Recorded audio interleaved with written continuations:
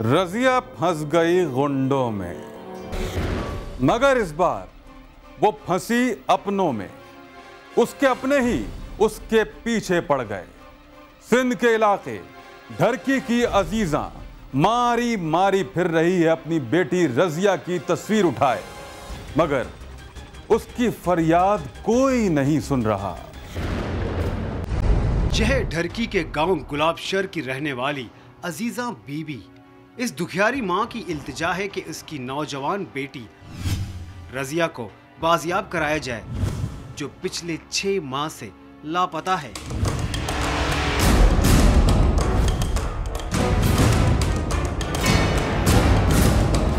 और ये कोई नई बात नहीं, अंदरूनी सिंध में इस तरह के वाकयात होते रहते हैं। यह औरत मारी मारी फिर रही है, थानों कचहरियों के चक्कर लगा रही है, लेकिन इसकी सुनवाई नहीं हो रही।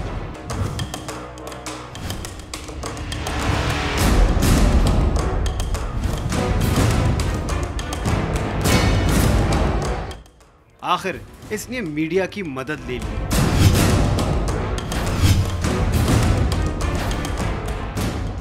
इसने एक निजी सिंधी चैनल पर आकर बताया कि इसे शक था, लेकिन अब यकीन है कि इसकी गुमशुदा बेटी को कर दिया गया है कत्ल।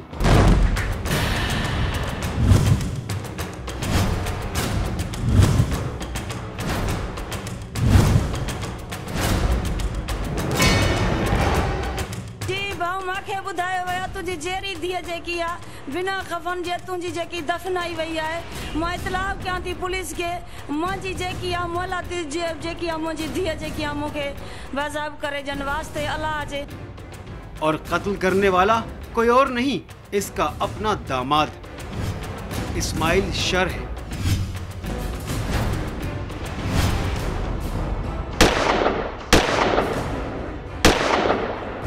इस्माइल शर, जो इसी गांव गुलाबशर का रहने वाला है, ने रजिया से शादी की और गायब हो गया।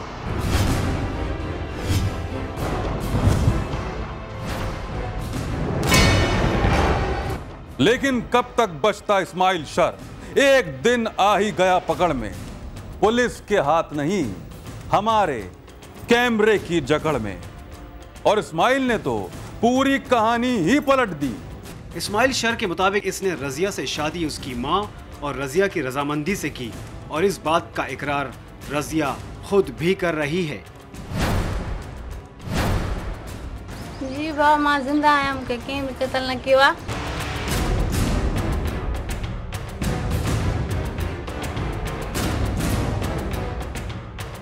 जी हाँ, रजिया जिंदा है, और न सिर्फ जिंदा बल्कि कभी भी अगवा नहीं हुई। मुझे कहीं मारे भी ना है, कत्ल भी न किया, या कूड़ा इल्जाम हणे थी जे मुर्सा के फांसान जलाए। रजिया कहती है कि ये खुश है अपने शौहर के साथ। उसकी मां अजीजा रकम बटोरने के लिए ये सब कर रही है, क्योंकि वो ऐसा पहले भी कर चुकी है। ये रजिया की दूसरी शादी है। इसकी पहली शादी उसकी मां ने जबरदस्ती एक शख्स से करवाई और कुछ अरसे के बाद तलाक दिलवा दी।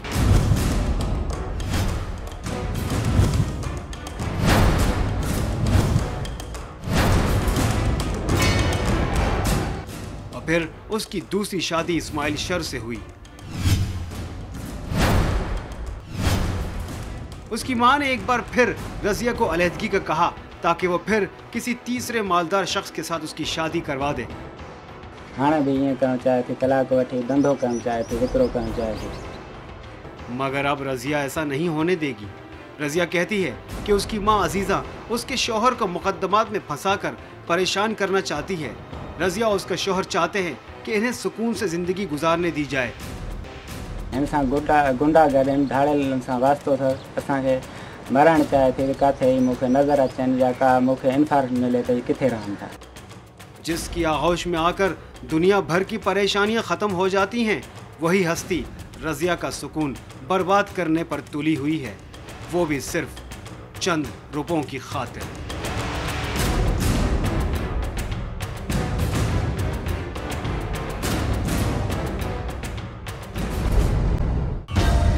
कहते हैं नशा अगर शराब में होता तो नाचती बोतल। ये तो इंसान के अंदर का नशा है जो उसे नाचने पर मजबूर करता है। शराब तो एक बहाना है। और इस बात पर कुछ मुल्जिमान को पक्का यकीन था। वो बनाने लगे नकली शराब, विदेशी बोतलों में बेचने लगे देसी शराब। इस मुल्क में मिलावट करके बहुत पैसा बनाया जा रहा है।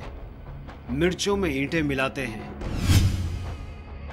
दूध में पानी मिलाया जाता है, सॉफ्ट ड्रिंक की बोतलों में जाली मशरूब डालकर बेचा जाता है।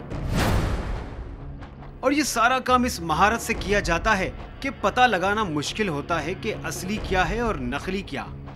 और ये साहब है, काम करते हैं रेलवे में। रेलवे का जो हाल है, इससे इनको काफी टाइम मिल जाता है कुछ और करने को। और ये करते हैं मैन्युफैक्चरिंग, बनाते हैं शराब।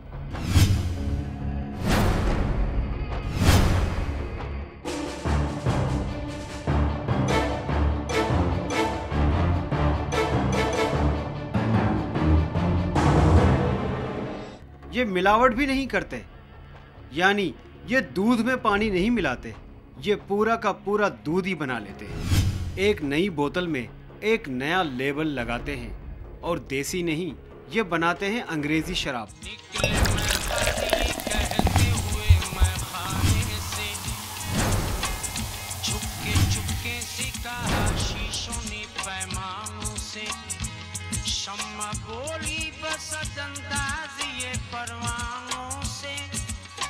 बातें होने लगी दीवानों की दीवानों से।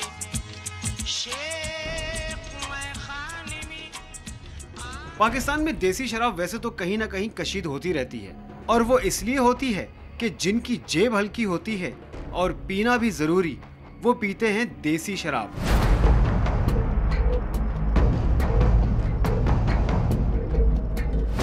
और जिनकी जेब इजाजत दे, वो चढ़ाते हैं अंग्रेजी। मगर दोनों का काम एक ही है, सुरूर देना। गरीब को सुरूर सस्ती से मिल जाता है और अमीर को मिलता है अंग्रेजी से।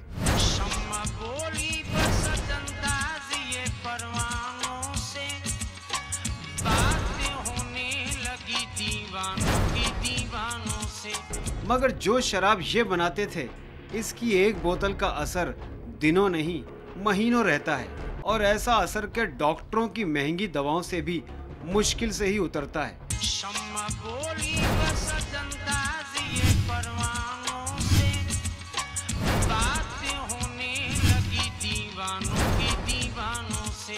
इस सारे काम के पीछे जिसका दिमाग काम कर रहा था, वो था रज़ाक मसीह, जो गिरफ्तार ना हो सका। जो सही माल आगे सप्लाई करता था, वो जो है वो अभी तक गिरफ्तार नहीं हुआ है। हमने इनको कहा है कि जो है ना यार, इनको लेकर आए थे कि हमें आप बनाकर बताएं यार कि आप किस तरह बनाते हैं, लेकिन ये कहते हैं कि असल जो है ना वही जो है। रज़ाक मसीही का ये फार्मूला था और वही करता था सप्लाई। इसके ग्राहकों में ज्यादातर इस्लामाबाद के गेस्ट हाउसेस में रहने वाले अफराद शामिल हैं।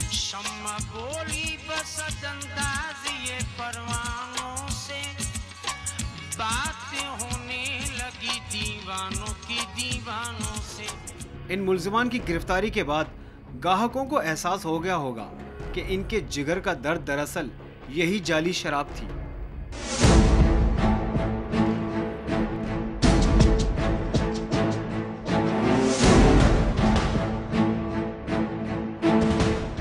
मगर शराबियों को खुश नहीं होना चाहिए, क्योंकि असल बंदा अभी तक पकड़ा नहीं गया और इसका ये गंदा कारोबार भी रुकेगा नहीं।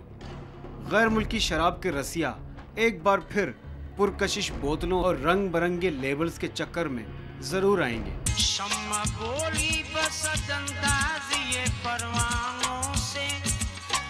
बातें होने लगी दीवानों की दीवानों से। जिसे देखो पुलिस को बुरा भला कह रहा है। कोई रिश्वत का इल्जाम लगाता है, कोई कहता है दौड़ नहीं सकते, पेट कम करो। मगर पुलिस इतनी भी बुरी नहीं है। इस्लामाबाद पुलिस ने एक मुजरिम का पीछा किया और उसे गिरफ्तार कर लिया। मुजरिम भागा तो जरूर, मगर हमारी पुलिस से ज्यादा तेज रफ्तार न था। सर महीना नहीं होते, ज़्यादा 7-8 दिन 10 दिन। उसमें लाख 1.5 लाख 2 लाख मिल जाते? बस लाख भी मिल जाते हैं, मिसाल 50 भी मिल जाते हैं, 1.5 भी मिल जाते हैं। हमारा तो बहुत थोड़ा पैसे है। महीना कहाँ, सिर्फ 8-10 दिन में लाख तक तो बना ही लेता है। ना ही इसकी सोने की कान है और ना ही पैसा छापने की मशीन। क्या करता है ये बड़ा सफ़ाक है। एक होता है सफ़ाक कातिल, यह है सफ़ाक चोर। इसकी कमजोरी है चमचमाती हुई गाड़ी जिसमें कोई मौजूद ना हो। अब वो गाड़ी चाहे पार्किंग में खड़ी हो, सड़क किनारे मौजूद हो या फिर किसी बंगले में, इसने तो करनी है चोरी।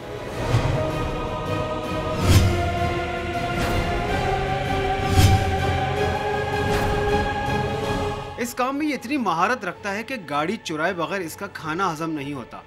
जभी तो हफ्ते भर में ये और इसके साथी 10-12 गाड़ियां गायब कर लेते हैं।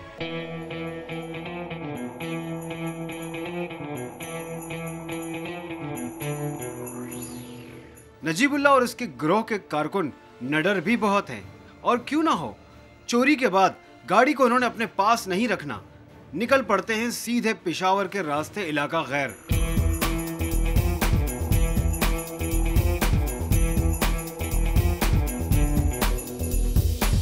और वहां पहले से मौजूद कारोबारी इनसे गाड़ी लेकर दोबारा इन्हें इस्लामाबाद छुड़वा देते हैं मजीद कारोबार के लिए।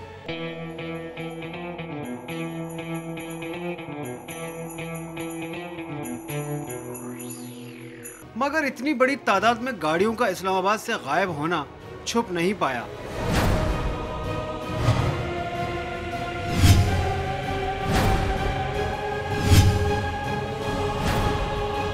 और हो सकता है एक आध गाड़ी किसी आला पुलिस अफसर की भी उड़ा ली हो। इसीलिए 10 जुलाई को नजीबुल्लाह और उसके साथियों ने जब गाड़ियां चुराई तो पुलिस इनका ताक़ुब कर रही थी। इन्होंने मुंह अंधेरे 2 कीमती गाड़ियों को चुराया और जीटी रोड तक ले आए, मगर पुलिस ने नाकाबंदी की हुई थी और ताक़ुब भी जारी था। मगर पुलिस कितनी ही सुस्त क्यों ना हो, पकड़ने पर आए तो मुलजिम का बच निकलना आसान नहीं। फरार के दौरान नजीब एक ऊंची जगह से कूदा और जख्मी हो गया। जो ये लड़का मैं नजीबुल्लाह पकड़ा है, ये वहाँ से कुछ आई ऊंची एक जगह, वहाँ से गिरा है। गिरने की वजह से इसके दोनों बाजू में फ्रैक्चर हो गए। क्योंकि इससे पहले वो गाड़ी लेकर भागता रहा था, पहली बार इसे अपनी टांगों का इस्तेमाल करना पड़ा। इस काम में इसे इतनी महारत नहीं थी, इसीलिए सिपाहियों ने इसे दबोच लिया। बदकिस्मती से बाकी मुल्जिमान बच निकले।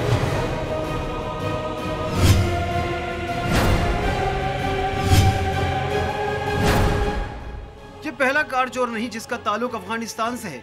इससे पहले भी इस तरह के कई गिरोह पकड़े गए जिनका ताल्लुक अफगानिस्तान से था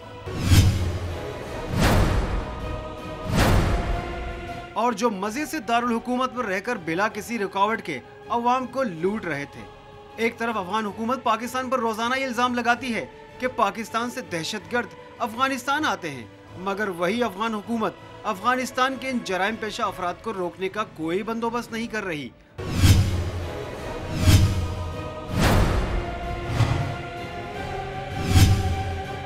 और करे भी क्यों, शायद अफगानिस्तान की मईशत पाकिस्तान से चोरी शुदा गाड़ियों के बल पर ही चल रही है।